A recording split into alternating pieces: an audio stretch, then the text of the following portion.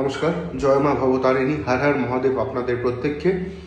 15 তারিখে দাঁড়িয়ে আমরা কিন্তু কর্কট রাশির ক্ষেত্রে উন্নতি, ডেভেলপমেন্ট দেখতে পারবো। পারিবারিক সম্পর্ক ভালো থাকবে, সুন্দর থাকবে, এডুকেশন ভালো হচ্ছে কর্কট রাশির আজকের দিনে।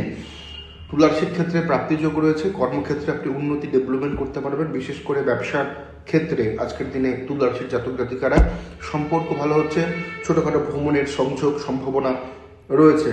ধনু রাশির ক্ষেত্রে দিনটি আদর্শ, দীর্ঘদিনের কোনো ইচ্ছে পূরণ করতে পারে, শরীর স্বাস্থ্য ভালো, প্রপার্টি নিয়ে কোনো দুশ্চিন্তা কাটবে, জট কাটবে, সম্পর্ক ভালো হচ্ছে আজকের দিনে ধনু রাশির ক্ষেত্রে।